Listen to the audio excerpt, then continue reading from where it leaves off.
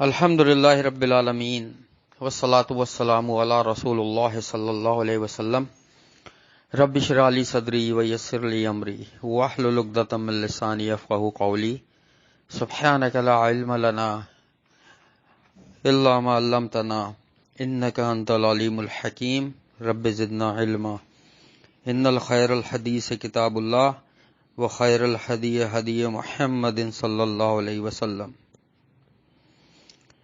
کل ہم نے پڑھا تھا حضرت زکریا علیہ السلام، انہوں نے اللہ سے دعا کی، حضرت یحییٰ علیہ السلام کی پیدائش، پھر وہ سارا واقعہ پڑھا تھا۔ ان کی بیوی، وہ بھی بوڑھے تھے، ان کی بیوی جو ہے ان کو بچہ نہیں ہو سکتا تھا، بیماری تھی، اللہ نے فرمایا ہم نے درست کر لیا ان کو، ٹھیک ہے۔ اس کے بعد ہم نے پڑھا تھا حضرت مریم علیہ السلام کے بارے میں، حضرت عیسیٰ علیہ السلام کے بارے میں، کہ اللہ کی حکم سے اللہ نے ان میں روح پھونکی، جبریل علیہ السلام نے ان کے گریبان میں پھونک ماری تو وہ ان کے بطن میں آ گئے، پھر ان کی پیدائش ہوئی جو اللہ نے نشانی بنایا ان کو۔ پھر ہم نے پڑھا تھا دین ایک ہی ہے، تمام انبیاءوں نے ایک ہی دین کی دعوت دی اور وہ دعوت دی توحید کی۔ پھر جنہوں نے اپنے دین کو ٹکڑے ٹکڑے کر لیا، اللہ تعالیٰ قیامت والے دن صاف فیصلہ فرما دیں گے ان کے درمیان کون حق پر تھا، ٹھیک ہے۔ پھر خاص کر جو ہم نے پڑھی آیت کہ جو عمل کرے اور وہ ہو بھی نیک مومن ہو تو اس کی ناقدری نہیں کی جائے گی، اور اللہ تعالیٰ سب کچھ لکھنے والے ہیں اور اس حساب سے بدلہ ملنے والا ہے۔ اس کی پوری ڈیٹیل ہم پڑھ چکے ہیں، ٹھیک ہے۔ اور آخر میں ہم نے یہ پڑھا جو بستیاں ہلاک ہو گئی ہیں لازم ہے یہ کہ وہ لوٹ کر کبھی نہیں آئیں گی، جو چلا گیا دنیا سے وہ ہمیشہ کے لیے چلا گیا، کبھی بھی نہیں آ سکتا۔ اب انشاءاللہ ہم اگلی آیت کی طرف چلتے ہیں۔ اعوذ باللہ السمیع العلیم من الشیطان الرجیم من ہمزہ ونفخہ ونفثہ۔ حتى إذا فتحت يأجوج ومأجوج وهم من كل حدب ينسلون۔ اب اللہ تعالیٰ فرما رہے ہیں یہاں تک کہ جب کھولے جائیں گے یاجوج اور ماجوج اور وہ ہر اونچی جگہ سے دوڑتے ہوں گے۔ یاجوج اور ماجوج کے بارے میں ڈیٹیل ہم پڑھ چکے ہیں سورہ کہف میں، ٹھیک ہے۔ لیکن چونکہ ہم نے وہ ریکارڈ نہیں کی تھی، میں تفسیر گھر میں کرا رہا تھا، جو بچے بچیاں سب آ رہے تھے پڑھنے کے لیے، ٹھیک ہے، ریکارڈ نہیں کری تھی تو اس کی کچھ ڈیٹیل میں بتا دیتا ہوں کہ ہم نے سورہ کہف میں کیا پڑھا تھا۔ اور یہ ذہن میں رکھو یاجوج ماجوج جو ہے وہ ایک مخلوق ہے جو آنی ہے، ٹھیک ہے، اور یہ قیامت کی نشانیوں میں سے ہے، ٹھیک ہے۔ اچھا، یاجوج ماجوج کے سب سے پہلے نام کے بارے میں ہم دیکھتے ہیں کہ یاجوج اور ماجوج کا نام کیوں پڑا۔ اس کے بارے میں کوئی بھی ہمیں ایسی حدیث نہیں ملتی کہ ان کا نام جو ہے وہ یاجوج اور ماجوج کیوں پڑا۔ کچھ لوگ کہتے ہیں ان کی یلغار ہوگی، کثرت ہوگی، تعداد زیادہ ہوگی، جس کی وجہ سے ان کا نام جو ہے وہ یاجوج ماجوج کہا جاتا ہے، ٹھیک ہے۔ اور یہ تاریخ کی مستند ترین کتابوں میں، جس میں سب سے ٹاپ پر البدایہ والنہایہ امام ابن کثیر رحمۃ اللہ نے لکھی ہے، اس میں بھی یہ بات لکھتے ہیں۔ اس کے علاوہ ابن عساکر ہو گئے یا ابن خلدون ہو گئے کہ یاجوج اور ماجوج جو ہیں وہ حضرت نوح علیہ السلام کی قوم میں سے تھے، ان کی اولادیں تھیں یہ، ٹھیک ہے۔ حضرت نوح علیہ السلام کی قوم میں سے تھے یاجوج اور ماجوج۔ حضرت نوح علیہ السلام کے بارے میں آتا ہے، مطلب تفسیر جو ہے تاریخ کی کتابوں میں، ٹھیک ہے، کہ ان کے 3 بیٹے تھے، ایک کا نام سام تھا، دوسرے کا حام اور تیسرے کا یافس، جو کہ بہت مشہور ہوئے، ٹھیک ہے، اس سرزمین پر۔ اچھا، کچھ بتاتے ہیں اس میں کہ حبشہ کی طرف چلے گئے، کچھ روم کی طرف، کچھ ترکی کی طرف، اور کچھ کہتے ہیں کہ یاجوج ماجوج کا تعلق جو ہے نا وہ ترکی سے۔ اچھا، یاجوج اور ماجوج انہوں نے الگ الگ بتایا، کچھ کہتے ہیں یاجوج ترکی سے ہیں، ماجوج رشیا سے تعلق رکھتے ہیں، کچھ کہتے ہیں کہ نہیں وہ روم سے تعلق رکھتے ہیں، وہ عراق سے، مختلف آتی ہیں، کیونکہ اس میں مستند ترین بات حدیث میں نہیں آئی، یہ تو تاریخ کی کتابوں میں ہے، اس لیے ہم صحیح سے نہیں کہہ سکتے کہ یہ قوم کا اصل تعلق کہاں سے ہے۔ لیکن یافس جو تھے نا یہ ہیں ان کی اولادوں میں سے. یافس کی اولاد میں یاجوج ماجوج ہوئے, ٹھیک ہے, اور کچھ علاقہ مطلب سوڈان کا ایسا علاقہ تھا جہاں پہ ان کی کچھ تعداد رہتی تھی.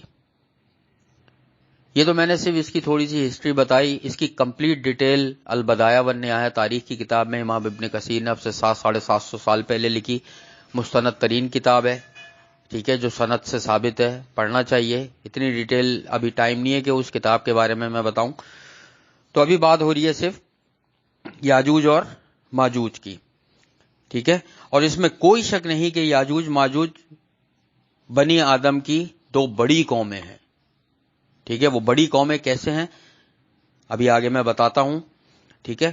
سورہ کہف میں ذوالقرنین کے قصے پر اگر نظر دوڑائیں تو اس سے پتہ چلے گا کہ انہوں نے کس طریقے سے یاجوج اور ماجوج کے ساتھ معاملہ کیا, اور میں اس کی تھوڑی سی ڈیٹیل بھی بتا دیتا ہوں کہ جب وہ ذوالقرنین دو دیواروں کے درمیان پہنچے تو ان دونوں کے درمیان انہوں نے ایسی قوم پائی کہ جو ان کی بات سمجھنے کے زیادہ قریب نہ تھے. تو انہوں نے کہا ہے ذوالقرنین بادشاہ, یاجوج اور ماجوج اس ملک میں بہت فسادی ہیں, فساد کرتے ہیں اور ہمیں نقصان پہنچاتے ہیں, تو کیا ہم آپ کے لیے کچھ خرچ کا انتظام کریں کہ آپ ہمارے اور ان کے درمیان دیوار بنا دیں؟ تو انہوں نے جواب دیا, میرے اختیار میں میرے رب نے جو بھی دے رکھا ہے وہی بہتر ہے. تم صرف قوت سے, اپنے ہاتھ پیر سے اور طاقت سے لوگوں کے ساتھ, یعنی پیسوں سے نہیں, لوگوں کے ساتھ میری مدد کرو اور میں تمہارے ان کے درمیان ایک مضبوط دیوار بنا دیتا ہوں. انہوں نے کہا ٹھیک ہے, تیار ہو گئے. تو انہوں نے کہا کہ مجھے کی لوہے کی چادریں لا کے دو, یہاں تک کہ ان دونوں پہاڑوں کے درمیان دیوار برابر کر دوں میں. انہوں نے لوہے کی چادریں لا کے دیں تو انہوں نے دیوار دونوں پہاڑوں کے درمیان برابر کر دی, اور پھر حکم دیا کہ تیز آگ جلاؤ لوہے کی چادروں کے ساتھ, تیز آگ بالکل, ٹھیک ہے, اور اس میں پگھلا ہوا تانبا یا سیسا, یہ پگھلاؤ تانبا. تو اس دیوار پر میں اس کو پگھلا ہوا تانبا ان لوہے کی چادروں پر ڈال دوں گا تاکہ وہ اس دیوار پر چڑھنے کی طاقت نہیں رکھیں گے یاجوج ماجوج, ٹھیک ہے, اور نہ اس میں سوراخ کر سکتے ہیں. اور پھر انہوں نے کہا یہ میرے رب کی مہربانی ہے. پھر ایک چیز ذہن میں رکھو کہ انہوں نے کیا کہا ذوالقرنین بادشاہ نے, ہاں جب میرے رب کا وعدہ آ جائے گا تو وہ اس میری دیوار کو بنائی ہوئی لوہے کی دیوار جس پہ تانبا پگھلا کے ڈالا ہوا ہے اس کو زمین بوس کر دے گا, اور میرے رب کا وعدہ سچا ہے اور حق ہے کہ وہ آئیں گے, نکلیں گے, ٹھیک ہے. یہ سورہ کہف میں اللہ تعالیٰ نے فرمایا. اچھا, اب ہم اگر احادیث سے دیکھیں تو سنن ابن ماجہ میں ہمیں ایک حدیث ملتی ہے کہ حضرت ابو ہریرہ رضی اللہ تعالیٰ عنہ بیان کرتے ہیں کہ نبی صلی اللہ علیہ وسلم نے ارشاد فرمایا کہ بے شک یاجوج ماجوج اسے روز کھودتے ہیں, اس دیوار کو, جو پگھلی ہوئی دیوار, پگھلے ہوئے تانبے اور لوہے کی دیوار تھی نا, اس میں کھدائی کرتے ہیں, حتیٰ کہ جب وہ ایک سوراخ بنا لیتے ہیں اس میں جس میں سے سورج کی روشنی بھی ان تک آنے لگتی ہے, وہ دیکھ لیتے ہیں باہر کا مناظر, ٹھیک ہے. تو ان کا سردار کہتا ہے کہ بس رہنے دو, چلو واپس, اور اس کو کل کھودیں گے. تو جب وہ چلے جاتے ہیں تو اللہ تعالیٰ اسے اپنی پہلی حالت پر واپس دیوار کو پوری بنا دیتے ہیں, ویسی کر دیتے ہیں. ایسا روز ہوتا ہے تقریباً, ٹھیک ہے, یہاں تک کہ جب مدت پوری ہو جائے گی اور اللہ تعالیٰ چاہے گا ان کو لوگوں پر بھیجنا تو وہ سوراخ کریں گے, اور حتیٰ کہ سوراخ سے جب سورج کی شعاعیں یعنی باہر کا نظر آنے لگے گا تو ان کا سردار کہے گا واپس چلو, باقی ہم کل انشاءاللہ اس کو کھودیں گے. وہ انشاءاللہ کہہ دے گا, ٹھیک ہے. تو جب وہ اگلے دن واپس آئیں گے تو وہ اسی حالت میں ہوگا سوراخ, پھر وہ دیوار پوری نہیں بنی ہوئی ہوگی کیونکہ انہوں نے انشاءاللہ کہہ دیا ہوگا, ٹھیک ہے. تو وہ سوراخ کو کھودتے ہوئے باہر نکل آئیں گے اور وہ سارے پانی کو ختم کر دیں گے, دنیا کا پی جائیں گے, استعمال کر لیں گے, ٹھیک ہے, ختم کر دیں گے سارے پانی کو, اور پوری دنیا میں خشکی ہو جائے گی. اور لوگ ان سے بچنے کے لیے اپنے مکانوں میں, قلعوں میں, جھوپڑیوں میں, غاروں میں چلے جائیں گے, اور وہ اپنے تیر آسمان کی طرف چلائیں گے تو وہ تیر اللہ کے حکم سے فرشتے خون آلودہ کر کے بھیج دے گا, ٹھیک ہے. تو وہ واپس آئیں گے تو وہ کہنا شروع کر دیں گے کہ ہم نے زمین والوں پر تو غالب آ گئے ہیں اور آسمان والوں پر بھی ہم غالب آ گئے ہیں, یعنی ہم نے سب کو ختم کر دیا. اچھا, یہ جو ہے کیا نام ہے دجال کے بعد آئیں گے. تو حضرت عیسیٰ علیہ السلام آ چکے ہوں گے, تو حضرت عیسیٰ علیہ السلام کے ساتھ جو مسلمانوں کا لشکر ہے وہ ایک پہاڑ پر ہوگا, وہ بھی چھپے ہوئے ہوں گے ان سے. اتنی خطرناک قوم ہے یاجوج ماجوج جو آئے گی, کروڑوں اربوں کی تعداد میں ہوں گے یہ. ابھی بتاتا ہوں آگے وہ حدیث اور ایک اور. تو حضرت عیسیٰ علیہ السلام اور وہ مسلمان دعا کریں گے اللہ تعالیٰ سے کہ اللہ تو اس عذاب سے, اس مصیبت سے, ان لوگوں سے ہماری جان چھوڑا, یاجوج ماجوج سے. تو پھر کیا کرے گا اللہ تعالیٰ, ان کی گردن میں یا گدی میں کیڑا پیدا فرما دے گا, جو کیڑا آہستہ آہستہ ان کو کھاتا رہے گا, اور وہ ایک سے دوسرے تیسرے چوتھے سب کو لگتا رہے گا, اور وہ سارے جو ہے نا گر کے ختم ہوتے رہیں گے. تو نبی صلی اللہ علیہ وسلم نے ارشاد فرمائی, ذات کی قسم جس کے ہاتھ میں میری جان ہے, بے شک زمین کے جانور موٹے اور ان کے جسم بھر جائیں گے, یعنی کہ چربی سے بھر جائیں گے کھا کھا کے. ٹھیک ہے.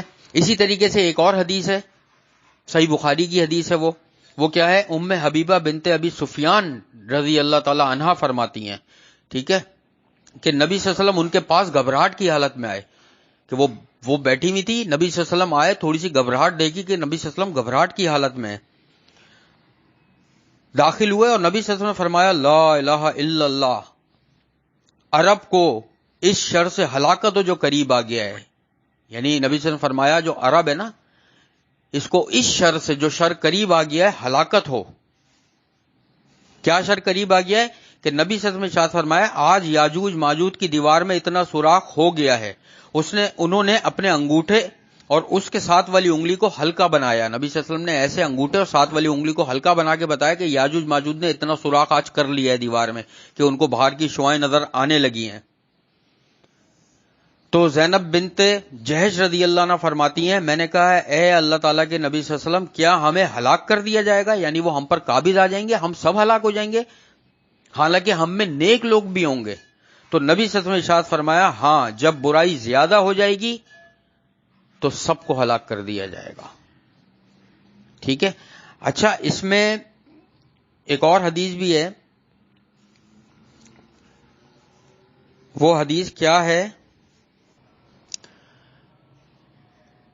اس حدیث کے راوی ہیں ابو سعید خضری رضی اللہ تعالی عنہ, اور یہ صحیح بخاری کی حدیث ہے.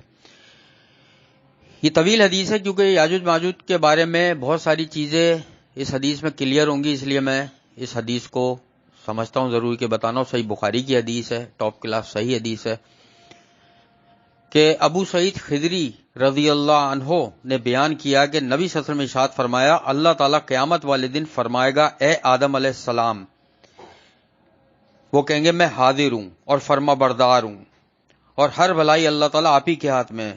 اللہ فرمائیں گے جو لوگ جہنم میں ڈالے جائیں گے انہیں نکال لو. قیامت والے دن یعنی جہنم میں ڈالے جو لوگ جائیں گے ان کو الگ کر دو. تو آدم علیہ السلام پوچھیں گے جہنم میں ڈالے جانے والے لوگ کتنے ہیں یا اللہ, کتنی تعداد نکالی جائے. تو اللہ تعالیٰ ارشاد فرمائیں گے 1000 میں سے 999 الگ کر دو, وہ جہنم میں ڈال جائیں گے. سوچو 1000 میں سے 999. یہی وہ وقت ہوگا جب بچے غم سے بوڑھے ہو جائیں گے اور حاملہ عورتیں اپنا حمل گرا دیں گی, اور تم لوگوں کو نشے کی حالت میں دیکھو گے, حالانکہ وہ نشے کی حالت میں نہیں ہوں گے, بلکہ اللہ کے عذاب اتنا سخت ہوگا کہ وہ ان کو لگے گا کہ وہ نشے کی حالت میں لوگوں کو لگے گا. صحابہ کرام کو یہ بات بہت سخت معلوم ہوئی. ظاہر صحابہ کرام جو تھے وہ بیٹھے ہوئے تھے, سن رہے تھے حدیث, جب نبی صلی اللہ علیہ وسلم بتا رہے تھے تو بڑی سخت معلوم ہوئی. تو انہوں نے عرض کیا کہ اے نبی صلی اللہ علیہ وسلم, پھر ہم میں وہ خوش نصیب کون ہوگا جس کو جنت کے لیے یعنی الگ کیا جائے گا, 1000 میں سے ایک کو الگ کیا جائے گا نا. تو نبی صلی اللہ علیہ وسلم نے ارشاد فرمایا تمہیں خوشخبری ہو, 1000 یاجوج ماجوج کی قوم سے ہوں گے اور تم میں سے ایک جنتی ہوگا, یعنی وہ 999 یاجوج ماجوج کی قوم کے ہوں گے اور تم میں سے ایک شخص ہوگا جو جنتی ہوگا, اور 999 ان کی قوم سے ہوں گے. پھر 1000 کو لایا جائے گا تو ایک مسلمان ہوگا جو جنتی ہوگا, 999 یاجوج ماجوج کی قوم ہوں گے. اتنی بڑی قوم ہے یہ. ٹھیک ہے. تو نبی صلی اللہ علیہ وسلم نے خوشخبری دی.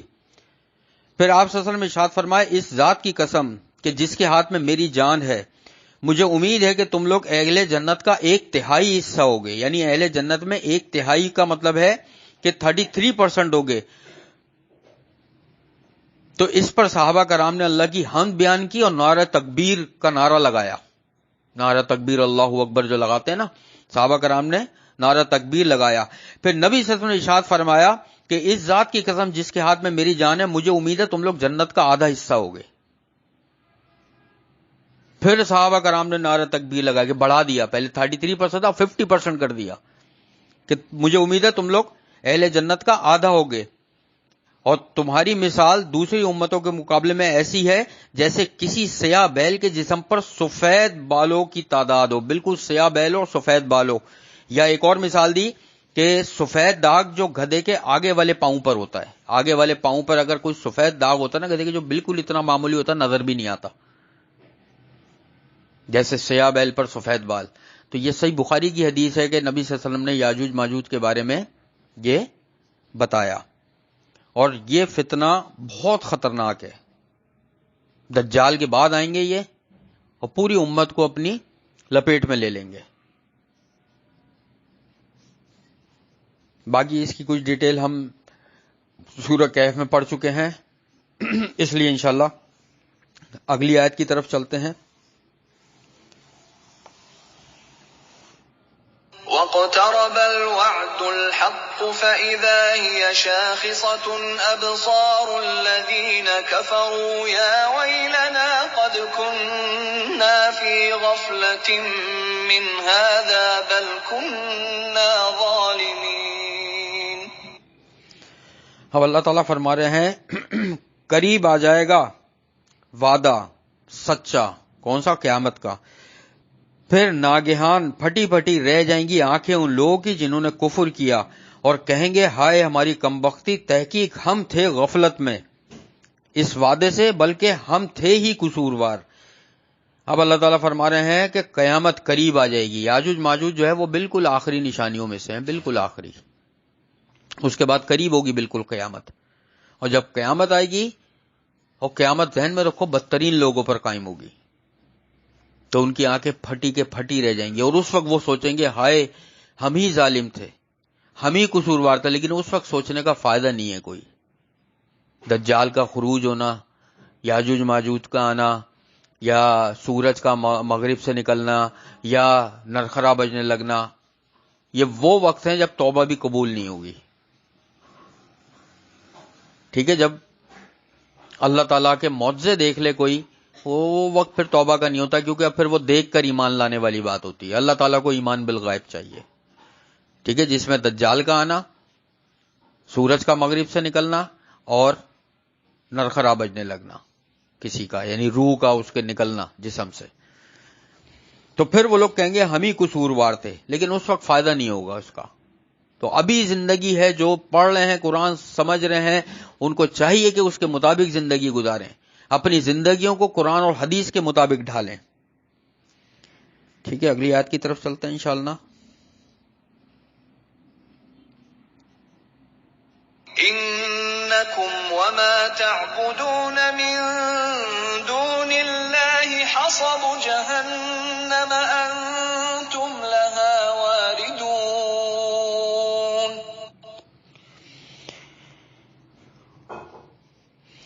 اب اللہ تعالیٰ فرما رہے ہیں بلا شبہ تم اور جن کی تم عبادت کرتے ہو اللہ کے سوا جہنم کا ایندھن ہوں گے، تم اس میں داخل ہونے والے ہوگے. یعنی کہ جن کی بھی عبادت کی جائے گی، یہ جو جتنے بھی انبیاء گزرے ان کی قوموں میں لوگوں نے جن جن بتوں کی، جن جن چیزوں کی، جن جن پتھروں کی عبادت کری ہے، وہ سب بھی جہنم میں جائیں گے. اور جن لوگوں نے کہا کہ اگر ہماری عبادت کرو، ہمیں سجدہ کرو، یا ہم تمہارے مشکل کشائیں، جیسے فرعون ہو گیا، شداد ہو گیا، قارون ہو گیا، حامان ہو گیا، ٹھیک ہے، یہ جو جتنے بھی ظالم بادشاہ گزرے ہیں، یہ سب بھی جہنم میں جائیں گے، کیونکہ انہوں نے کہا کہ ان کی عبادت کرو. تو جو جس کی عبادت کرتا ہے وہ بھی، اور عبادت کرنے والا بھی جہنم میں ڈال دیا جائے گا. اگر وہ واقعی اس لائق ہے کہ وہ معبود ہے تو پھر بچ کے دکھائے نا جہنم سے. نہیں بچ سکے گا، کیونکہ واحد اللہ شریک ذات صرف اور صرف ایک ہی ہے، اور وہ ہے اللہ کی. تو وہ سب کے سب اٹھا کے جو ہے نا جہنم میں ڈال دی جائیں گے، جہنم کا ایندھن بنا دیا جائے گا ان سب کو، عبادت کرنے والوں کو بھی اور جن کی عبادت کی جا رہی ہے ان کو بھی. اگلی آیت کی طرف چلتے ہیں. لو كان هؤلاء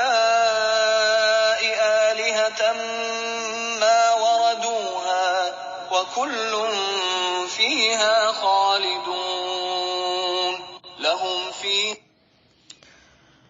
اگر ہوتے یہ واقعی معبود تو نہ داخل ہوتے جہنم میں اور وہ سب اس میں ہمیشہ رہیں گے. اب وہی بات اللہ تعالیٰ فرما رہے ہیں نا، اگر واقعی وہ معبود ہوتے تو پھر اتنی طاقت سے روک لیتے اپنے آپ کو جہنم میں جانے سے. یہ جو عبادت کرتے تھے نا، لات منات عزا نائلہ، یہ جو سارے بت تھے، کیونکہ ایک جگہ قرآن میں اللہ فرما رہا ہے نا کہ جہنم کا ایندھن جو ہے وہ انسان اور پتھر ہوں گے. تو اس پتھروں کی تفسیر جو کری ہے نا مفسرین نے، وہ یہی کری ہے، وہ سارے بت ہوں گے جن کی یہ لوگ پوجا کیا کرتے تھے.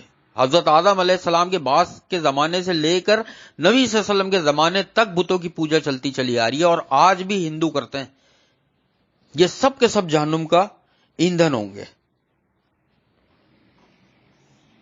فيها زفير وهم فيها لا يسمعون. اب اللہ فرما رہے ہیں ان کے لیے اس میں چیخنا چلانا ہوگا اور وہ اس میں کچھ نہ سنیں گے. جہنم میں کیا ہوگا؟ ہر طرف چیخو پکار. اور ذہن میں رکھو جہنم تنگ ہے، بہت چھوٹی جگہ، اس میں ٹھوس ٹھوس کے بندوں کو ڈالا جائے گا. جس طرح اگر کوئی بیگ پیک کرو یا کوئی ایسی چیز پیک کرو نا، اس میں جگہ نہیں تو پھر ٹھوسا جاتا ہے انگوٹھوں سے، ہاتھوں سے، پیروں سے، کہ اندر جلا جائے، اوپر سے لاک لگا دیں. تو جہنم میں ایسے ڈالا جائے گا. اور وہاں کیا ہوگا؟ خون، پیپ، گندگی، پیشاب، یہ سب پینے کے لیے ہوگا. کھولتا ہوا پانی، کانٹے دار درخت. اور وہاں چیخم پکار کے علاوہ کچھ نہ سنائی دے گا. چاروں طرف چیخم پکار ہوگی اور لوگ جہنم میں ایک دوسرے کی چیخم پکار سن رہے ہوں گے، ایک دوسرے کی بدبو والی چیزیں کھا پی رہے ہوں گے، زبردستی کھلائی جائیں گی. کتنا اذیت ناک اور ہولناک منظر ہوگا. جہنم سے ڈرنا چاہیے، خوف کھانا چاہیے، پناہ مانگنی چاہیے. اتنی خطرناک چیز ہے جہنم.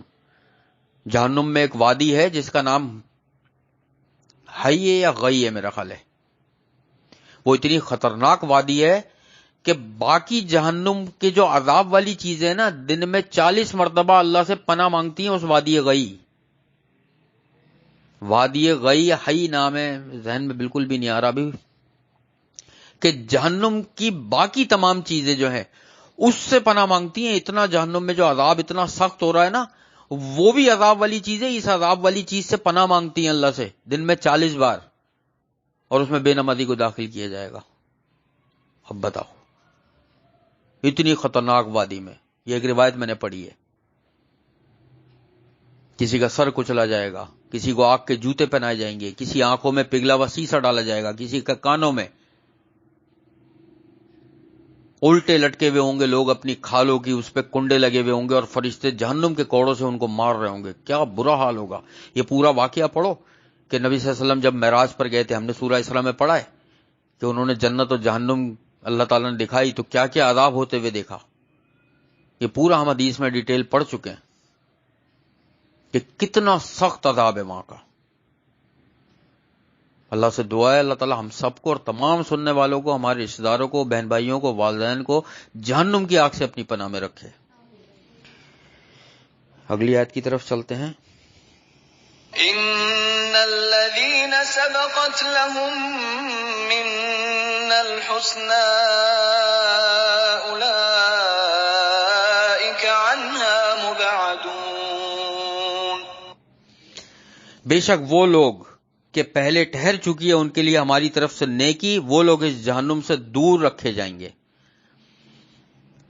اس آیت کے بارے میں مفسرین پتہ کیا کہتے ہیں؟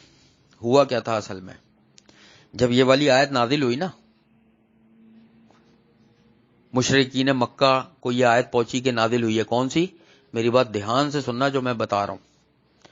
مشرکین مکہ جب یہ آیت نازل ہوئی نا، یہ آیت کیا تھی؟ دوبارہ پڑھ دیتا ہوں کہ جس کی وہ عبادت کرتے ہیں وہ بھی، اور جو عبادت کر رہا ہے وہ بھی، دونوں کو اللہ جہنم میں داخل کرے گا. جن کی تم عبادت کرتے ہو اللہ کے سوا، وہ بھی جہنم کا ایندھن ہوں گے، اور تم بھی. جب یہ آیت نازل ہوئی نا تو مشرکین مکہ نبی صلی اللہ علیہ وسلم کے پاس پہنچے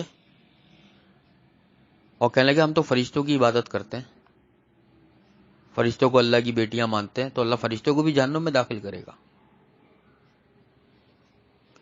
کسی نے کہا کہ لوگ تو حضرت عیسیٰ علیہ السلام کی بھی عبادت کرتے تھے، ان کو بھی خدا مانتے نا، اب ان کے بارے میں کیا کہیں گے؟ اللہ تعالیٰ نے یہ آیت نازل کر دی فوراً کہ بے شک وہ لوگ پہلے ٹھہر چکی ہے جن کے لیے ہماری طرف سے نیکی وہ جہنم سے دور رکھے جائیں گے۔ اللہ نے فرما دیے اس آیت میں کہ جن کی نیتیں صاف تھیں، جو اس چیز میں انوالو نہیں تھے کہ ان کی عبادت کی جائے، ان کے لیے اللہ کی طرف سے خاص فضل ہے، ان کو داخل نہیں کیا جائے گا۔ جیسے کسی نبی نے نہیں کہا ان کی عبادت کرو، اب ان کے دنیا سے جانے کے بعد جو ہے لوگ ان کی عبادت کرنے لگے تو اس میں لوگوں کا قصور ہے نا۔ کسی فرشتے نے نہیں کہا اس کی عبادت کرو، اب فرشتے کی کوئی عبادت کرنے لگے تو وہ جہنم میں جائے گا، فرشتہ کیوں جائے گا؟ فرشتے نے تھوڑی کہا۔ تو اللہ نے یہ آیت نازل کر دی کہ ان لوگوں نے نہیں کہا، اللہ نیت جانتا ہے سب کی، ان لوگوں کے لیے نیکی ٹھہرائی ہے اللہ نے۔ اسی طریقے سے جو پیر فقیر بزرگ جو ایسے گزرے ہیں کہ جو اللہ کی طرف بلاتے تھے اور یہ کہا کہ ہم سے کچھ رابطہ مت رکھنا، ہمارے دنیا میں جانے کے بعد اللہ سے مانگنا، اللہ کی عبادت کرنا، اللہ ہی سب کچھ ہے، اور لوگ اگر ان سے مانگ رہے ہیں یا ان کو کرتے ہیں، عبادت کرتے ہیں یا سجدہ کرتے ہیں تو پھر وہ نہیں جائیں گے جہنم میں، کیونکہ اللہ ان کی نیت جانتا ہے کہ انہوں نے اللہ کی طرف لوگوں کو بلایا۔ صحیح ہے۔ اب ہم اگلی ایک آیت شارٹ کرتے ہیں انشاءاللہ، پھر تفسیر کا اختتام کریں گے۔ لا يسمعون حسيسها وهم فيما اشتهت أنفسهم خالدون۔ اب اللہ تعالیٰ فرما رہے ہیں، پہلے اللہ تعالیٰ نے کیا فرمایا کہ جہنم والے وہاں پہ صرف چیخم پکار سن رہے ہوں گے اور کچھ نہیں ہوگا ان کے لیے سننے کے لیے۔ اب یہاں کیا فرما رہے ہیں جنت والوں کے لیے اللہ تعالیٰ کہ نہیں وہ سنیں گے اس کی آہٹ تک، اور وہ ان نعمتوں میں چاہیں گے کہ ہمیشہ رہیں۔ اب جنت والے کیا ہوگا؟ جہنم والوں کی آہٹ تک نہیں سن پائیں گے، اور جن نعمتوں میں وہ رہ رہے ہوں گے جنت کی، دعا کریں گے اللہ تو اب کبھی ہمیں یہاں سے نہ نکالنا، اتنی شاندار ہے جنت۔ تو بیٹا اللہ سے دن میں کئی بار جہنم سے پناہ مانگنی چاہیے اور جنت کا سوال کرنا چاہیے۔ دو چیزیں بتا کے بس دعا کی طرف آتا ہوں۔ پہلی چیز، یہاں پر لفظ یوز ہوا ہے لا یسمعون حسیسہا، کہ نہیں وہ سنیں گے اس کی آہٹ تک۔ حسیسہ، حسیسہ، حسیس، حسیس کہتے ہیں بہت ہی معمولی وزندار کوئی چیز ہو نہ ہونے کے برابر۔ تو یہاں اللہ تعالیٰ فرما رہے ہیں کہ اتنی بھی وہ جہنم والوں کی چیخم پکار نہیں سن پائیں گے جو جنت میں ہوں گے، کہ وہاں کیا ہو رہا ہے۔ اللہ تعالیٰ ان کو محفوظ رکھے گا۔ اللہ سے دعا ہے کہ اللہ تعالیٰ ہمیں اہل جنت میں شامل کرے، بلکہ اہل جنت الفردوس والوں میں شامل کرے۔ ایک تو یہ بات ہو گئی۔ دوسری بات، ایک چیز ذہن میں رکھو کہ حدیث کے الفاظ ہیں، نبی صلی اللہ علیہ وسلم نے ارشاد فرمایا کہ جنت اللہ تعالیٰ سے یہ کہتی ہے کہ اللہ جو 3 دفعہ جنت اللہ سے مانگتا ہے تو جنت کہتی ہے یا اللہ اس بندے کو جنت میں داخل کر دے، اور جو 3 دفعہ اللہ تعالیٰ سے جہنم سے پناہ مانگتا ہے، اللہ کی پناہ میں آتا ہے، تو جہنم یہ کہتی ہے اللہ سے کہ اللہ اس کو مجھ سے دور کر۔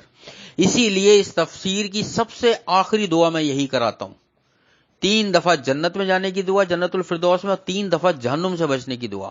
اور چونکہ جہاں قرآن پڑھا جا رہا ہو، اللہ کی محفلیں لگی ہوں ذکر کی، وہاں پہ فرشتے آسمان تک سایہ کر لیتے ہیں۔ اس لیے میں دعا میں اس چیز کو اللہ تعالیٰ سے مانگتا ہوں کہ کیا پتا کون سی دعا اللہ کب کس کی دعا قبول کر لے۔ ہمارے بیچ میں جو دعائیں کرنے والے ہیں، ہاتھ اٹھا کر آمین کہنے والے ہیں، کون اتنا نیک ہو کہ اللہ اس کی دعا سب قبول کر لے اور سب کا اللہ تعالیٰ بیڑا پار لگا دے۔ یہ اللہ کے اوپر ہے۔ 40 لوگ اگر کہیں بیٹھے ہو، اس میں ایک بھی بندہ اگر ایسا ہے جو اللہ کو پسند ہے، اللہ اس کی دعا قبول کر لے، اللہ 40 کو بخش دیتا ہے۔ یہ ہم ڈیٹیل میں پڑھ چکے ہیں کہ فرشتے فرماتے ہیں یا اللہ وہ تو صرف اپنا کام نکالنے کے لیے یہاں سے گزر رہا تھا اور مجلس میں بیٹھ گیا، اللہ تعالیٰ فرماتے ہیں گواہ رہنا میں نے اس کو بھی بخش دیا ہے۔ یہ نیک لوگوں کی برکت ہوتی ہے کہ اللہ تعالیٰ گنہگاروں کو بھی بخش دیتا ہے۔ تو کیا پتا کون نیک ایسا ہو کہ اللہ جس کی دعا قبول کر لے اور ہمارا بیڑا اللہ پار کرا دے، ہمارے گناہوں کو معاف کر دے۔ اس لیے آخری میں دعا کرتا ہوں، اللہ سے دعا ہے جو کچھ بھی ہم نے پڑھا ہے اس پر عمل کرنے کی توفیق عطا فرمائے، قرآن پاک کو ہمارے دلوں کے لیے ہدایت اور نور بنا دے، نماز کو ہماری آنکھوں کی ٹھنڈک بنا دے، اللہ ہمیں مسجد آباد کرنے والوں میں اور اپنے شکر گزار بندوں میں شامل فرما دے۔ اللہ یا اللہ تو ہمیں قرآن پاک سیکھنے اور سکھانے والے اور اس پر عمل کرنے والوں میں شامل فرما دیجئے۔ اے اللہ تو ہمارے گھروں میں، ہمارے رزق میں، ہمارے علم میں، ہمارے عمل میں، ہماری زندگی، صحت، کاروبار اور نوکریوں میں بے حساب برکتیں عطا فرما دیجئے۔ ہم سب کی تمام مشکلات، پریشانیاں، بیماریوں اور آزمائشوں کو دور فرما دیجئے۔ یا اللہ ہم جو بھی نیک عمل کرتے ہیں اس کو اپنی بارگاہ میں قبول اور مقبول فرما لیجئے اور ان کو ضائع ہونے سے بچا لے میرے اللہ۔ اے اللہ ہم دجال کے فتنے سے، یاجوج ماجوج کے فتنے سے اور دابت الارض کی نشانیوں سے، یا کوئی بھی ایسے، یا سورج کا جب مغرب سے نکلنا ہے اللہ، ایسی تمام نشانیوں سے ہمیں اپنی پناہ میں رکھ کے جس کے بعد لوگوں کے لیے تیری طرف سے عذاب آنے والا ہے میرے اللہ۔ اے میرے اللہ تو ہمیں ہر طرح کے فتنوں سے اور عذاب سے محفوظ فرما دے میرے اللہ۔ ہماری اولادوں کو، ہماری اولادوں کی اولادوں کو اور تمام سننے والوں کو اور ان کی اولادوں کو بھی اس سے محفوظ فرما دے میرے اللہ۔ اے اللہ ہماری زندگی میں جتنے نیک کام کی تو ہمیں توفیق دے سکتا ہے، اے اللہ ہم چاہتے ہیں وہ نیک کام کرنا، ہمیں اس راہ پر گامزن فرما دے میرے اللہ۔ اے میرے اللہ ہم سب کو مقبول حج اور عمرے کی سعادت نصیب فرما دے میرے اللہ۔ اے اللہ ہمارے والدین، بہن بھائی، رشتہ دار، پڑوسیوں سب کے گناہوں کو بخش دے اور سب کو بہترین صحت اور ہدایت عطا فرما دے اللہ۔ جن کے والدین اس دنیا سے جا چکے ہیں ان کی قبروں میں نور بھر دے اور ان کی قبر کو جنت کے باغوں میں سے ایک باغ بنا دے میرے اللہ۔ آخرت میں ہمارا حساب کتاب انبیاء، شہداء، صدیقین اور سلف صالحین کے ساتھ فرما دیجیے گا۔ ہمیں نبی صلی اللہ علیہ وسلم کا ساتھ، ان کی شفاعت اور ان کے ہاتھوں سے آب کوثر نصیب فرما دیجیے گا۔ ہم سب کو ان 70,000 لوگوں میں شامل فرما دیجیے گا جو بغیر حساب کتاب کے تیری رحمت سے جنت الفردوس میں جائیں گے۔ اللہم انا نسألوک الہدی والتقی والعفاف والغنی، اللہم اکفنی بحلالک عن حرامک واغننی بفضلک عمن سواک، رب ارحمہما کما ربیانی صغیرا، رب انی لما انزلت الی من خیر فقیر ولم اکن بدعائک رب شقیا۔ اللہم انی اعوذ بک من جہد البلاء ودرک الشقاء وسوء القضاء وشماتۃ الاعداء۔ اللہم انا نسألوک الجنۃ الفردوس وقنا عذاب النار۔ اللہم انا نسألوک الجنۃ الفردوس وقنا عذاب النار۔ اللہم انا نسألوک الجنۃ الفردوس وقنا عذاب النار۔ ربنا تقبل منا انک انت السمیع العلیم وتب علینا انک انت التواب الرحیم۔ سبحان اللہ عما یصفون وسلام علی المرسلین والحمد للہ رب العالمین۔ سبحانک اللہم وبحمدک اشہد ان لا الہ الا انت استغفرک ونتوب الیک۔ السلام علیکم ورحمۃ اللہ وبرکاتہ۔